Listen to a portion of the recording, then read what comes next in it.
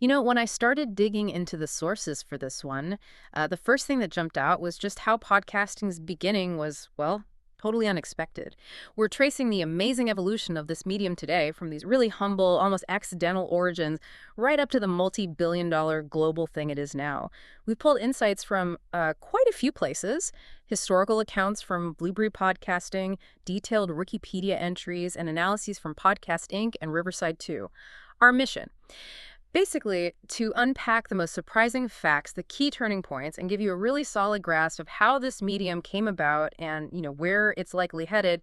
And what's really mind-blowing is, like you said, it didn't even start with audio. Exactly. That's the fascinating part. The guys often called the godfathers. Dave Weiner, a software developer big on RSS, and Yeah. Adam Curry, the former MTV VJ. They didn't set out thinking, let's make radio shows on the internet. Yeah.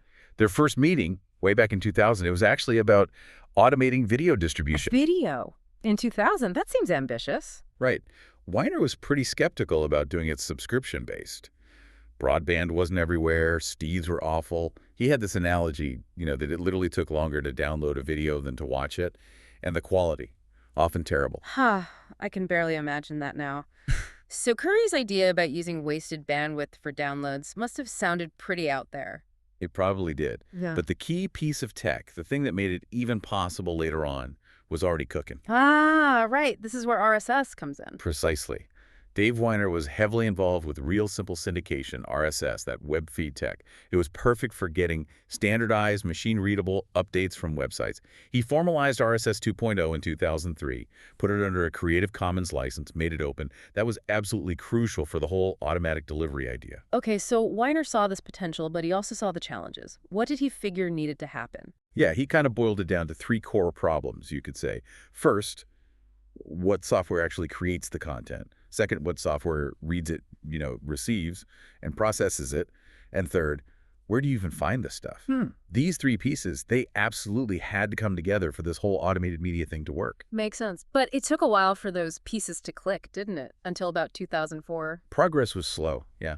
And then Adam Curry, who, remember, wasn't really a programmer. Right. He sort of took a crack at it himself. How did he manage that? What was the breakthrough? Well, this is the really ingenious part. He basically took Weiner's RSS feed, which had these things called enclosures, that was the term for the audio files linked in the feed, and he built this rudimentary podcatcher using Apple scripts, like simple automation scripts. His script would read the RSS feed, find those audio files, download them automatically, and then, this is the clever bit, it used iTunes API, its programming interface, to push those downloaded files straight into his iTunes playlist, ready for his iPod. Wow, so it just appeared on his iPod? Pretty much. Weiner apparently didn't even think it would work at first.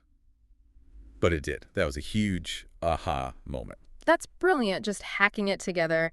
And that leads us straight to the name itself, podcast. Where did that come from? Yeah, the name, it's a mix, obviously, of iPod and broadcast. A portmanteau. It was actually coined first by a journalist, Ben Hammersley, in Guardian article back in February 2004. But then, interestingly, the audio blogging community started using it around September 2004. Danny Gregoire first, and then Adam Curry really picked it up and popularized it. So the name was floating around before Apple officially supported it in iTunes. Exactly. That's a key point people often miss. The term predates Apple's official involvement. Okay, so Curry builds the tech, helps popularize the name, and then he starts making his own show almost immediately. Right away. After creating that first iPodder software, he launched the daily source code in August 2004. And many people see that as the first real podcast. It was kind of meta, actually a podcast about podcasting, talking about his life, what was happening in the space, showed what was possible. A proof of concept, basically. Pretty much. Though we should also mention Christopher Lydon's Radio Open Source, which started even earlier in 2003. The term podcast just wasn't around yet for it. Gotcha. Okay, so things are bubbling up, but 2005 feels like the year it really exploded, right? When the big companies noticed. Absolutely. 2005 was pivotal. The huge one was Apple integrating podcast support directly into iTunes 4.9 that July. That single move just opened the floodgates. Suddenly, millions of people had podcasts right there in their music library. It caused this massive explosion of new listeners and creators, too. It put this new indie media on like an equal footing with mainstream stuff. Incredible. And wasn't that the year it became the word of the year? It was. The new Oxford American Dictionary declared podcasts the word of the year in December 2005. That tells you something about its cultural impact already. Even the White House got in on it fairly early. Yep, another sign of its growing legitimacy.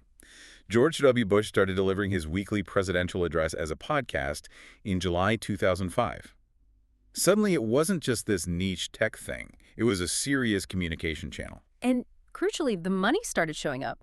People realized, hey, maybe you can make a living doing this. That was a huge turning point. The first major advertiser, GoDaddy.com, came in around May 2005. That deal was secured by Todd Cochran, who is another real pioneer. He runs Blueberry now, actually. And he wrote the very first book on podcasting that same year. Podcasting, do-it-yourself guide. That's the one, seeing real advertiser money come in. That sent a signal. Plus, you had the first Podcast Expo, the first People's Choice Podcast Awards, all in August 2005. The industry was forming fast. The momentum just kept building after that, didn't it? Attracting celebrities, breaking download records. So yeah, big time. In February 2006, Ricky Gervais set a Guinness World Record, over 260,000 downloads per episode for his show, which seems almost quaint now, but was massive then. Later, Adam Carolla just demolished that record, apparently hitting 59 million unique downloads. The scale was becoming enormous. And Apple kept track, too. They did. By June 2013, Apple announced they'd reach 1 billion podcast subscribers through their platform. 1 billion. And remember, Steve Jobs himself did a demo and a keynote in January 2006, showing how easy it was to make a podcast with GarageBand. That really helped push it into the mainstream consciousness. Okay, fast forward a bit. If 2005 was the year it took off and the following year saw huge growth, is there one specific show that many people point to as the moment podcasting truly arrived for the masses? I think most people in the space would point to Serial, no question. Right, the true crime one. Launched in 2014. October 2014, yeah. It was a spin-off from This American Life. And it wasn't just a hit, it was a genuine phenomenon. Serial showed what serialized investigative storytelling could do in audio form. It had this depth, this narrative pull. It felt like prestige TV, but for your ears. It really captured the public imagination, didn't it? Water cooler talk. Totally. It didn't just find existing podcast listeners. It created millions of new ones. People who maybe never listened to a podcast before got hooked. The numbers are staggering. It hit 5 million unique downloads on iTunes incredibly quickly. And it's credited with basically tripling the number of monthly podcast listeners in the U.S. over the next 5 years or so. From about 40 million in 2014 to nearly 90 million by 2019. Something like that, yeah. And it won a Peabody Award in April 2015, the first podcast ever to do so. That was huge validation. So the industry is booming, becoming culturally significant, and like any booming industry, the lawyers get involved. There were some legal fights. Oh, inevitably. Especially around who owned the core ideas or even the name. Like the trademark attempt. Right. In 2005, a company called Shea Spencer Management tried to trademark the actual word podcast. But the USPTO, the Patent Office, rejected it pretty quickly. They actually cited Wikipedia's history of the term, showing it was already in common use. Huh. Saved by Wikipedia. What about Apple? They have the pod and iPod. Yeah, that got a bit tricky. Apple did send out some cease and desist letters to businesses using POD in their names, claiming it infringed on their iPod trademark. But they later clarified, sort of walked it back a bit, saying they didn't object to the generic use of the word podcast. So a little murky there for a while. But there's a more serious legal threat, too, wasn't there? From a company sometimes called a patent troll. Ah, yes. Personal audio, that was a big one. They're often described that way, a company holding patents mainly to sue others. They filed a patent back in 2009, but claimed the invention dated way back to 1996, covering basic podcasting tech, like sequenced playlists. And in 2013, they started suing podcasters for royalties. They went after the Adam Carolla show, a huge target. That must have sent a chill through the creator community. It absolutely did. But thankfully, the Electronic Frontier Foundation, the EFF, stepped in to fight it. And in April 2015, the USPTO invalidated key parts of Personal Audio's patent, basically ruling that the ideas weren't novel even back when they claimed. That was a massive win for keeping podcasting open. Definitely sounds like it. Okay, so beyond the legal dramas, podcasts were also starting to cross over into and influence other mainstream media more directly. For sure.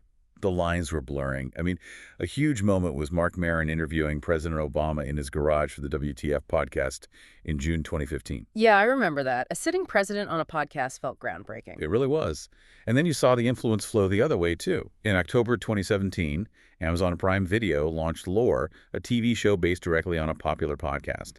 That showed TV studios were now looking at podcasts as potential source material, as IP generators. So with all this evolution, what is a podcast today in 2025? The definition seems like it keeps stretching. It really does. Yeah. I mean, at its core, it's still fundamentally an episodic series, digital format, usually audio, that you can download or stream.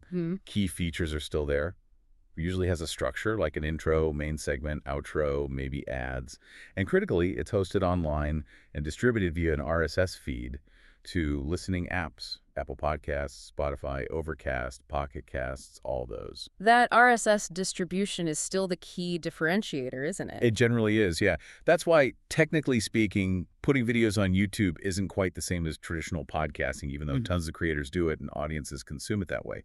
YouTube's fundamentally a video search engine, not built around RSS distribution in the same way. But the formats people call podcasts now are incredibly varied. It's definitely not just two people talking anymore. Oh, completely. The diversification is maybe the biggest trend. Yeah. Look at video podcasts. You mentioned YouTube. Bloomberg reported recently like 1 billion people watch podcasts on YouTube monthly. That's staggering. 1 billion. Wow. Then you have things like enhanced podcasts, sometimes called slidecasts. Audio synced with presentation slides, graphics, chapters, useful for business, education. Apple even patented something called audio hyperlinking related to this. And it feels like we've seen a huge resurgence of audio drama, almost like old-time radio. Absolutely. Fiction podcasts, audio dramas, they're booming. Multiple voice actors, sound design, music. They really took off during the pandemic, actually. Downloads jumped like 19%, and now you're getting big names involved, major actors, big studios like Netflix and Marvel are producing them. Plus things like serialized audiobooks, right? Podcast novels. Yep, releasing novels chapter by chapter as podcast episodes. Sometimes simple narrations, sometimes more produced. Authors use it for promotion, building an audience, maybe getting a publishing deal later. And live shows. And live podcasts. Recording in front of an audience, it's another revenue stream with ticket sales and a great way to connect with fans directly. With all these formats, is it still easy for someone new to start a show? What's the barrier to entry like now? You know, it's still remarkably low, which I think is fantastic. For a basic audio podcast, you honestly just need a computer and a decent microphone. A USB mic can get you pretty far. If you want multiple speakers in the same room, okay, you'll probably need a USB audio interface and some XLR mics. Video obviously adds complexity, webcams or cameras. Lighting becomes important. But the software side, the editing and hosting. There are so many tools now that make it way easier than it used to be. Lots of options for recording, editing, hosting, distribution. So yeah, the barrier remains low, which is why we keep seeing so much creativity and diversity. And the overall industry, the market, the numbers are just huge now, aren't they? They really are.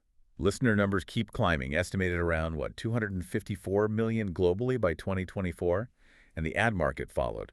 Global podcast advertising hit something like $3.5 billion in 2023. That's serious money. Which explains why the big platforms made such huge plays. Exactly. Spotify's acquisitions were massive signals. Gimlet Media, Anchor FM back in 2019, then The Ringer in 2020, SiriusXM buying Stitcher in 2020. And Spotify's exclusivity deals, like the huge one with Joe Rogan in 2021 for a reported $200 million. That same year, Spotify actually overtook Apple as the top podcast platform in the US, which was a major shift. And YouTube's role just keeps growing, too. Massively.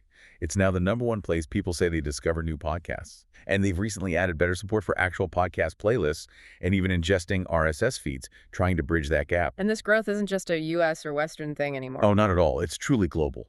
Podcasting is exploding in emerging markets. Look at India. The number of listeners there reportedly doubled between just 2018 and 2022, driven by smartphone adoption, cheaper data, and crucially more localized content in regional languages. It's a worldwide phenomenon. Okay, and looking ahead, we absolutely have to talk about AI. How is artificial intelligence changing the game right now?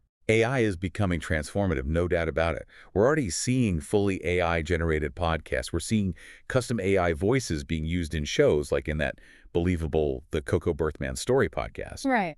But Maybe more impactfully for creators right now are the AI tools. Tools that help with planning, with production, generating show notes, social media captions, email drafts, even pulling out shareable clips from your audio or video. Making the whole workflow much more efficient. Hugely more efficient. Yeah. And the editing tools are getting smarter too. The promise of being able to edit complex audio and video as easily as editing a doc just by editing the transcript, that's becoming real. It's going to lower the technical barrier even further. What an incredible journey we've taken you on today. Seriously, from that simple, almost accidental idea about automated media back in 2000 to this massive, multi-billion-dollar global industry shaped by, curious tinkerers, tech breakthroughs, hit shows, even courtroom battles. It's just fascinating how fast a medium can evolve. It really is. And it leaves us with a really interesting question for you, the listener, to think about. Given how much the visual element, video, and now AI are reshaping things, what do you think the core identity of a podcast will actually be in another 5 or 10 years? Will it stay primarily anchored in audio? Or will the original meaning of pod-like portable device and cast-like broadcast, will those terms completely transcend their roots and become something else entirely, something to ponder?